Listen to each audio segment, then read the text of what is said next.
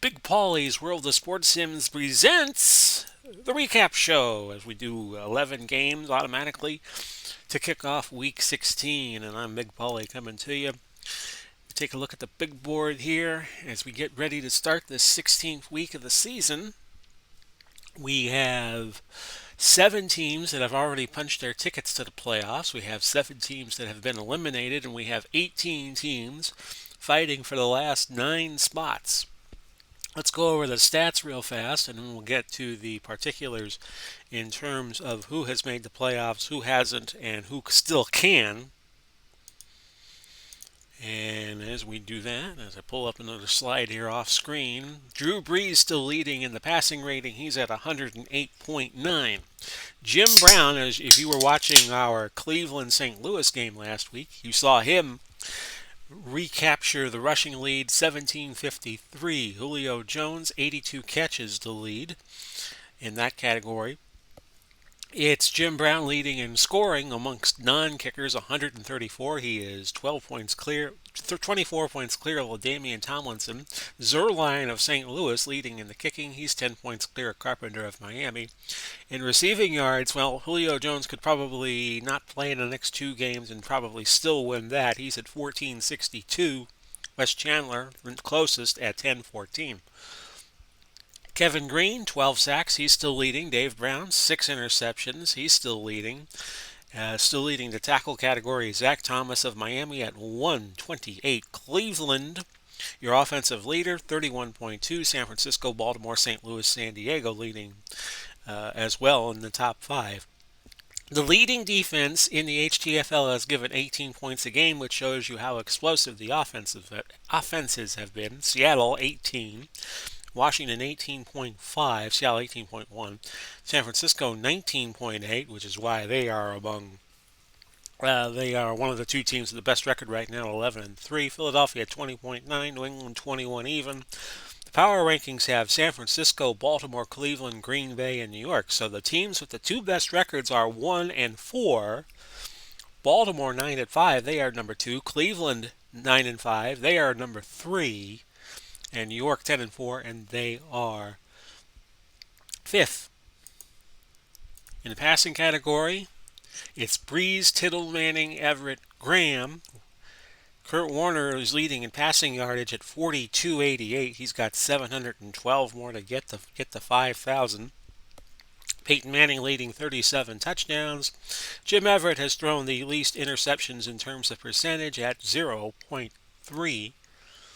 In rushing, there you see it, we now have 26 ball carriers that have gained over 1,000 yards, with Jim Brown leading the way.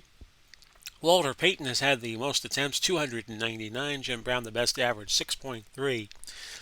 And Jim Brown also leading in touchdowns with 21. Top 5 pass grabbers: Jones, Centers, Falk, Ertz, Gates. Jones leading in yardage, we told you that earlier. Curtis McClinton leading in the pass catching average, and he's a running back, 21.5. Gates and Castor leading in the touchdown department with 11. To the defense, and we told you Brown's leading in interceptions, Green's leading in sacks, Thomas is leading in tackles, and quarterback hurries short of Carolina at 22. Malloy with the most deflections, 26. Aaron Donald leading for LA with most stuffs at 17. Bruiser Kennard, 6 fumble recoveries. Of course, he plays both ways for Vegas, tackle and defensive tackle. Phillips of San Diego has forced 10 fumbles. Johnson, the best completion percentage when the balls are thrown to him at 32.5. Lester Hayes right behind him, a teammate, 32.8. Special teams: Dante Hall, 29.4 average in terms of kickoff returns. Metcalf, we were talking about the Metcalfs in the Cleveland St. Louis game. Eric Metcalf, 27.8. He's 4th. Terry Metcalf, 26.3. He is 8th. Morstead, the leading punter now in terms of gross punting, 47.2. That is before you count the returns against the punts themselves. Kern still has the best net, 42.2. Punt returns. Humphrey still leading 13.5. Zerline, we were telling you earlier, still the scoring leader among kickers at 117. Baronis, 85.2 field goal percentage. Return yardage, Dante Hall of Kansas City, 1875. Zerline, 26 field goals. Morton Anderson and Rob Baronis have made 6 field goals over 50 yards. So we go now to what would happen if the playoffs were today. Of course, they are not today.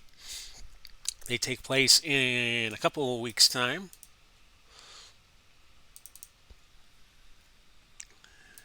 We have games this week. We're going to do 5 games this week, 5 games next week, and then Christmas week we will start the playoffs. Don't talk to me about the playoffs. Playoffs? And if the season were today, now here is a look at who is still alive, who isn't, who's already been eliminated. As I was telling you, the teams with the asterisk next to them have already clinched spots. So we have 7 teams that have already, we know they're going to be in playoffs. We may not know at this point what seed they will be, but we know that they have made the playoffs. The teams in the eliminated column, they are out. They can't make the playoffs. They get a copy of the home game, and they will move on to season 2. So as we look, like for instance, in the North, Green Bay and Cleveland and Baltimore, we know that they are all going to the playoffs. Cleveland and Baltimore will play a game this week for the division title. Whoever wins will be the division champion. They'll get a 1 or a 2 seed. So Green Bay, Cleveland, Baltimore. Minnesota could still be caught. They are 8-6. Chicago is 6-8. And as I look at the standings, and I will load this up for you here. Minnesota and Chicago play each other next week. We will have that game, I can tell you that. Minnesota is 8-6. Chicago is 6-8. So whoever wins the Minnesota-Chicago game will likely win that battle. They play each other this week. It'll be at Chicago. Earlier in the season, Chicago beat Minnesota. So a head-to-head sweep, if there is a tie, would give the tie to Chicago. In the East, we know New York's going in. Washington, St. Louis, and Dallas would also make the playoffs if the playoffs were to right now, because St. Louis, Dallas, and New England are all 8-6. And because they all didn't play each other, St. Louis didn't play New England, and they didn't play each other the same number of times, it would go to net points, and Dallas has a plus 28 right now, New England has a plus 27, but all 3 teams still alive for the 2 spots. Washington, of course, they have a 1-game lead over St. Louis. They are 9-5. St. Louis is 8-6. So St. Louis could still win 2, Washington still lose 2, and St. Louis or Dallas, they play each other this week, and we will have that game for you. They could all still wind up being the winner of the lower East Division. Buffalo and Philadelphia with a fleeting chance still. Buffalo 7-7, Philadelphia 6-8. Miami has been eliminated. In the South, nothing has been settled yet. Carolina and New Orleans are the leaders. Houston, Indianapolis right behind. Atlanta and Tennessee, even though both are 5-9, could still catch up and make the playoffs. Jacksonville and Tampa Bay both out. In the West, we have a battle for 1 spot. San Francisco, Los Angeles, Kansas City have all clinched spots. We don't know their order yet, because Kansas City could still win twice and upend San Francisco if they lose twice.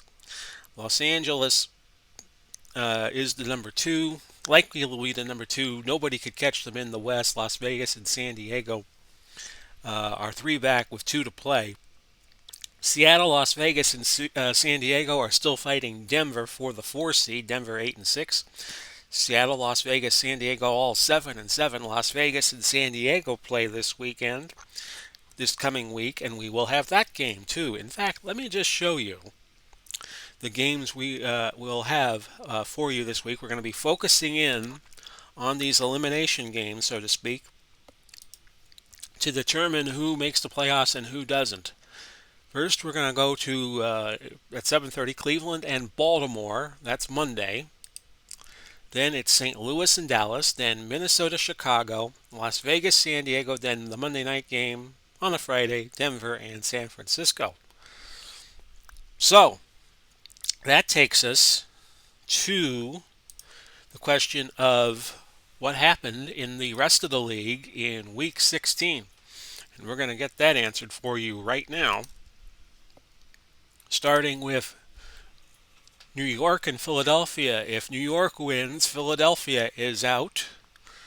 So when I hit this button here, Alakazam, it'll tell us Philadelphia is still alive. They win 24-21. They will likely be still alive at 7-8. And we'll see. We'll have to see what happens with the other games. Let's take a look at the box score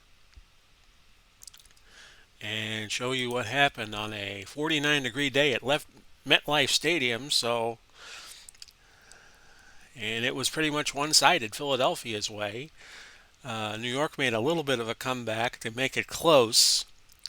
Philadelphia was up 17-7 at the half on two Donovan McNabb passes, one to Pijos and one to Quick. And then McNabb went to Wilbert Montgomery to make it 24-14. Lawrence Taylor with a fumble recovery made it interesting, but Philadelphia prevails. New York's in the playoffs no matter what. Both teams perfect in the red zone. Philadelphia 3-3 and New York 2-2.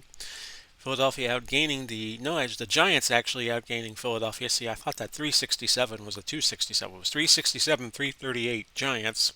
14 penalties in the game. New York ran 61 plays. Giants ran 64, and it was even on first downs. Leading passer was McNabb, 121.5, 27 throws, 17 complete, 194, 3 touchdowns. McCoy, 133 yards, 29 carries. His longest gain was 14 yards, so he was very consistent. Pijos, 10 for 111, led all other pass receivers. And the leading tackler was Patton of the Giants with 11. So New York falls to 10-5, and that gives Washington hope for getting the number 1 seed. They will still be alive for it. Now we have Buffalo and New England, and this could be a big game. The winner here was New England 34-22, which could and might not eliminate Buffalo. We'll take a look at that. And we'll go back to the screen. A 21-degree day at Foxborough Stadium, a strong wind, and New England held a 31-7 lead at the half. Buffalo with a little bit of a comeback to make it 34-22, but Buffalo now in deep trouble, going 7-8 on the year. May not be eliminated, but likely will be. Both teams perfect in the red zone again. 235, that was the total offense for Buffalo. 332 for New England. Both teams perfect. 3 for 3 Buffalo, 4 for 4 New England. They held the ball. The Patriots did. 34-44, 9 penalties, 49 plays for Buffalo, and 65 for New England. Passing leader was Brady, 24, 33, 235, 4 touchdowns. And we had Cunningham and Collins each run for 54 yards. Cunningham on 15 attempts, Collins on 14. Wes Welker, 11 grabs, 107 yards. And nobody had a higher day running-wise. Clements, 10 tackles, led all defenders. So 34-22 was the final. And Buffalo may or may not be eliminated. We'll just have to wait and see as the week progresses as what could happen there. Likely, they will be eliminated because either Dallas or St. Louis will be 9-6, and Philadelphia and Buffalo will each be 7-8. So it may be academic. We go to Washington going down to Miami for our third game. The winner there was Miami, 27-24. Miami eliminated from the playoffs. Washington still fighting for playoff ground, and they had a chance to catch up to New York, who also lost, but not to be. Early in the fourth quarter was 27-10 Giants. Jurgensen got hot late in the fourth. 27-24, an 82-degree day at Hard Rock Stadium. Clay, the MVP. Team stats. Well, had a lot of offense. We had 912 total offense. Miami perfect in the red zone, though they kicked the field goal. Not Minnesota. That was Washington that was perfect in the red. Miami went 3 of 5, 2 touchdowns and a field goal. They held the ball 36-18, 11 penalties in the game. 66 plays called by Washington and 70 by Miami, which I think is a better indicator of who did what than time of possession was or is. And Marino had the better day, 304 yards, 23 of 36, one pick, one touchdown. Davis, 10 carries, 126 yards, led all rushers. Clay, 13 grabs, 212 yards, and he easily led all receivers. And the leading tackler in the game was Houston of Washington with 11. So Washington beaten twice by Miami. You might recall that Miami beat them in Washington the first part of the year. A 27-24 win. They go to 6-9. And yeah, it looks for all the world that Philadelphia and Buffalo will be eliminated. Regardless of what happens, even if Dallas and St. Louis were to tie. Houston and Tampa Bay, the next stop. Houston trying to fight for playoff position. Tampa Bay, nothing to lose. Can Tampa Bay win again? Yes, they can. 34-21. The Bucks have won 3 in a row. Break up the Buccaneers. And Houston falls to 7-8. They started out good. They were up 13-0, and then Tampa Bay exploded for 31 points. DeBerg got hot. 3 touchdown passes to Carrier, Giles, and Carrier. Sounds like a law firm. Allstott scored. Moon hit Hennigan from 55 yards out, got a 2-point conversion. At Houston, hit a field goal, 9 seconds left. It was 34-21 Bucks. They had 476 yards. Where was this offense most of the season? 3 of 4 in the red zone. Houston perfect, but only got 2 field goals. 34-16, that was the time of possession for Tampa Bay. 15 penalties. Houston called 49 plays, Tampa Bay 69, and they out first downed Houston 32-15. Leading thrower on the day was DeBerg, 308 yards, 1 pick, 3 touchdowns, 22 of 34. Dunn had a 140-yard game. Warwick Dunn. Hennigan, 6 catches for a $115. Giles also had a 100-yard game, 5 for a 106. The leading tackler was Ryans of Houston with 11. So Tampa Bay has won 3 straight after starting 0-12, and they won 34-21. So Tampa Bay, who looked like they had a mortal lock on the first draft pick in season 2, and we'll get into that after the season ends. They're now 3-12, and they could move. They could move up. They could move out of the first pick spot. Jacksonville and New Orleans. So now Houston is 7-8, and New Orleans will try to. If they win the lower South, because they will be 8-7, and they have a head-to-head sweep on Houston. And Houston, you have a problem now, because New Orleans has clinched the lower South with a 31-24 win. So we know New Orleans is going to the playoffs on the basis of a head-to-head sweep. Everbank Field hosted the game, 80 degrees. And it was George Rogers from 5 yards out to ice the game. Jacksonville put up a good fight. It was 24-all. They got 10 points to tie at 24-24. And then George Rogers from 5 yards out, 29 seconds left. And New Orleans prevails 31-24.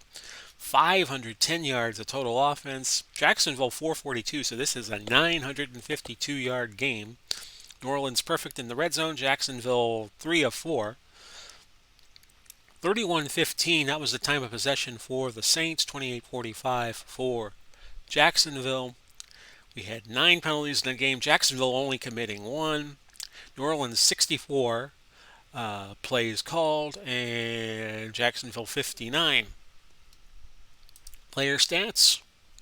Breeze had the better day, 20 of 29, 292, a touchdown. We had 3 rushers over 100 yards. Muncie, 8 rushes, 115, including a 77-yarder. Taylor had an 85-yarder, went 16 of 132. Jones-Drew, 15, 101. Graham of New Orleans, the leading pass catcher, 7 for 169. And your leading tackler, 14 tackles for Pozlowski of Jacksonville. So New Orleans clinches. New Orleans clinches the Lower South on the basis of a head-to-head sweep they had against Houston, 31-24. So we know New Orleans is in. They are the 8th team in. That brings us to Green Bay and Detroit. Not really a focus this week because Green Bay is we already know they're going to the playoffs. And Green Bay prevails 17-12, so they are 12-3, going for that best record in the HTFL. It was a game played at Ford Field. Detroit hit 4 field goals interspersed between Green Bay scores. Donnie Anderson, a 4-yard run. Rogers to Houghton. And then Longwell hit a field goal from 25 out. 347 to 316, that was the yardage. Detroit perfect in the red zone, but they only had a field goal on their one trip. Green Bay went 3 for 4, had the ball 32-46. 15 penalties in the game. Green Bay 56 plays. Detroit ran 58. I wasn't done with the box score yet. Come back here. Here we go. Neither quarterback had a great passing day. Rogers the better of the two, 18 of 26, 189, a pick and a touchdown. Rogers also ran for 64 yards, so he and Jim Taylor had the best rushing days at 64, although Rogers did his in 6 carries and Taylor took 11. Leading pass catcher Sharp of Green Bay, 6 of 81, and nobody was better in terms of yardage. There, dagnabbit, there goes my box score again. And Larry of Detroit, 11 tackles. So Green Bay, 17, and Detroit, 12. So Green Bay has pretty much clinched everything. They will have the best record in the Northern Conference. We know they will be the number 1 seed. Cincinnati and Baltimore, we play first right after this telecast. We play that on Monday. Next up, Pittsburgh, Cincinnati, both teams 5-9 and out of contention. Pittsburgh prevails 30-19. And Pittsburgh trailed 13-7. And then they got hot. 17 straight points to go, up 24-13. Cincinnati got a touchdown, missed the 2. And then Pittsburgh hit a couple of field goals, 30-19 on a 23-degree day at Paul Brown Stadium. Cincinnati was perfect in the red zone with 3 touchdowns on 3 trips. Pittsburgh 4 for 6, 355. 20 penalties in the game. Pittsburgh ran 71 plays and Cincinnati ran 62.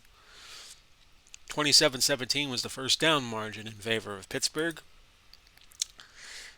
Roethlisberger, 25 of 37, 244 yards, the rating 94.9. Dillon of Cincinnati, the best rusher, 14 of 82. Miller of Pittsburgh, Heath Miller, 8 catches, 108. And let's see, the leading tackler was Parrish of Cincinnati at 13, and LeClaire of Cincinnati had 10. So Pittsburgh to 6-9, Cincinnati to 5-10. We do St. Louis and Dallas Tuesday night. We'll do Atlanta and Tennessee now, and this will be a knockout game. Whoever loses this will be out of the playoffs for sure. And Atlanta wins 31-24. We'll take a look at that. On a 53-degree day at LP Field, Atlanta got 24 in a row, and that was pretty much it. 31-24 was the final, and they beat Tennessee on their own court. Team stats: both teams perfect in the red zone, though Atlanta kicked the field goal on one of their trips. It was 367-278. Atlanta dominated the time of possession 40-01 to 1959. Only 6 penalties in the game. Atlanta had 69 plays, and Tennessee had 53. The player stats: Ryan had a better game, 124.3. Mariota was actually 104.2, but he only threw one completion. Andrews, 27 for 102. And Butler had 16 rushes for Atlanta. So they must have chewed up a lot of clock. Leading pass grabber was Johnson and Bennett, each with 6. Bennett 6 to 78. And the leading tackler was Tulloch of Tennessee for 13. And Atlanta, still alive in the chase for the playoffs, at 6-9, and they could still catch Indianapolis, who was at 6-8. Speaking of Indianapolis, and speaking of whether or not they could catch them, we'll play that game now. Carolina 7-7, and now they are 7-8. So you got quite a battle. Tennessee has been eliminated, but Indianapolis very much alive at 7-8 with a 30-21 win. We'll go over that. And it was Indianapolis with a fusillade of points. 20 points unanswered in the second and the third quarter, and that put them up 27-14, and the final was 30-21. Carolina only 1 out of 3 in the red zone, 368 yards. Indianapolis 467, they went 3 out of 4. They held the ball 34 minutes, 15 seconds, 13 penalties in the game. Indianapolis 62 plays, and the Colts at 67. Manning, the better quarterback, 30 of 36, 342, 3 touchdowns. And Falk, 17 for 76. He was the leading rusher. Dilger, the leading pass catcher, 10 for 136. And Beeson of Carolina, 11 tackles. So at Indianapolis, 30-21. So that keeps Indianapolis, Carolina, Atlanta all alive. But Tennessee, Tampa Bay, and Jacksonville are all out. So you got 5 teams fighting for 4 spots in the Southern Conference. Minnesota, Chicago, we will do Wednesday night. We will now do Seattle and Kansas City. Your winner there, Seattle. Seattle prevails 27-24. So they stay alive in the Western Conference race at 8-7. On a 37-degree day at Kansas City, Arrowhead Stadium. Kansas City was trailing 27-10. They got 2 touchdowns in a row. Smith was in for Lenny Dawson, 3 touchdown passes. And Seattle had 27 unanswered. That's how they got all their points.